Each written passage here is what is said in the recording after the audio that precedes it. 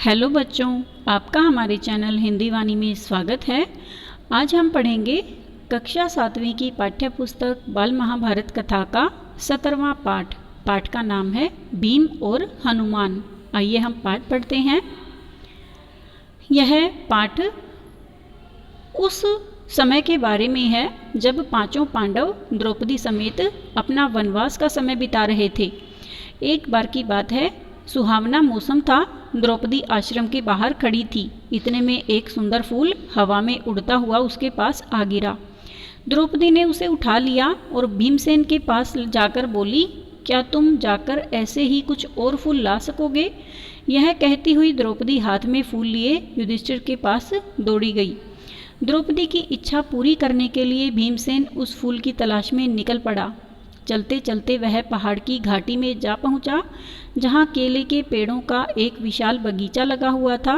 बगीचे के बीच में एक बड़ा भारी बंदर रास्ता रोके लेटा हुआ था। बंदर ने भीम की तरफ देखकर कहा, मैं कुछ अस्वस्थ हूँ, इसलिए लेटा हुआ हूँ। जरा आँख लगी थी तो तुमने आकर नींद खराब कर दी। मुझे क्यों जगाया तुमने? एक बंदर के इस प्रकार मनुष्य जैसा उपदेश देने पर भीमसेन को बड़ा क्रोध आया और बोला, जानते हो मैं कौन हूँ? मैं कुरुवंश का वीर कुंती का बेटा हूँ। मुझे रोको मत, मेरे रास्ते से हट जाओ और मुझे आगे जाने दो। बंदर बोला, देखो भाई, मैं बूढ़ा हूँ, कठिनाई से उठ बैठ सकता हूँ। ठीक है, यदि तुम्हें आगे बढ़ना ही है तो मुझे लांग कर चले जाओ। भीमसेन ने कहा, किसी जानवर को लांगना अनुचित कहा गया है, इसी से मैं रुक गया, नहीं तो तुम्हें कभी का एक ही छलांग में लांग कर चला गया होता। बंदर ने कहा, भाई मुझे जरा बताना कि वह हनुमान कौन था जो समुद्र को लांग गया था? भीमसेन जरा कड़क कर बोला, क्या कहा? तुम महावीर हनुमान को नहीं जानते? उठकर रास्ता दे दो, नाहक मृत्यु को न्योता मत दो। बंदर बड़े करुण स्वर में बोला, हे वीर, शांत हो जाओ, इतना क्रोध ना करो। यदि मुझे लांगना तुम्हें अनुचित लगता हो तो मेरी इस पूंछ को हटाकर एक और कर दो और चले जाओ।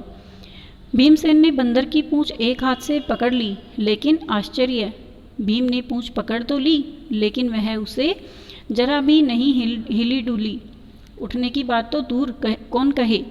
उसे बड़ा ताज्जुब होने लगा कि यह क्या बात है। उसने दोनों हाथों से पूंछ पकड़कर खूब जोर लगाया, किंतु पूंछ वैसी की वैसी ही धरी रही। भीम बड़ा लज्जित हुआ, उसका गर्व चूर हो गया। उसे बड़ा विस्मय होने लगा कि मुझसे अधिक ताकतवर यह कौन है। भीम के मन में बलिष्ठों के लिए बड़ी श्रद्धा थी। वह नम्र हो गया, यानी अब उसका बोलने का तरीका बदल गया। उसे पता चल गया कि इस संसार में भीम से भी बढ़कर और भी कोई शक्तिशाली है। बोला, मुझे क्षमा करें, आप कौन हैं? हनुमान ने कहा, हे पांडुवीर, हनुमान मैं ही हूँ। वानर श्रेष्ठ, मुझसे बढ़कर भाग्यवान और कौन होगा जो मुझे आपके दर्शन प्राप्त हुए। कहकर भीमसेन ने हनुमान को दंडवत प्रणाम किया। मारुति ने आशीर्वाद देते हुए कहा, भीम, युद्ध के समय तुम्हारे भाई अर्जुन के रथ पर उड़ने वाली ध्वजा पर मैं विद्यमान रहूंगा, विजय तुम्हारी ही होगी। इसके बाद हनुमान ने भीमसेन को पास के झरने में खिले हुए सुगंधित फूल दिखाए। फूलों को देखते ही भीमसेन को द्रौपदी का स्मरण हो आया।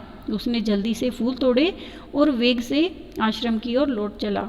उम्मीद है बच्चों, आपको यह पाठ समझ में आ गया होगा कि किस प्रकार एक दिन हवा में उड़ते हुए एक फूल को देखकर द्रौपदी की इच्छा हुई कि इस फूल को मैं प्राप्त करूं। उसने भीमसेन से कहा कि मुझे ये फूल ला दो, और भीम की किस प्रकार से हनुमान से भेंट हुई और उसका गर्व चूर चूर हो गया। और इसके बाद हनुमान ने उन्हें आशीर्वाद दिया कि युद्ध में उनकी ही विजय होगी और वह अर्जुन के रथ की ध्वजा पर विद्यमान रहेंगे और पांडवों की रक्षा करेंगे। अगले भाग में हम इस पाठ से लिए गए अभ्यास के प्रश्नोत्तर एवं शब्दार्थ पढ़ेंगे। धन्यवाद।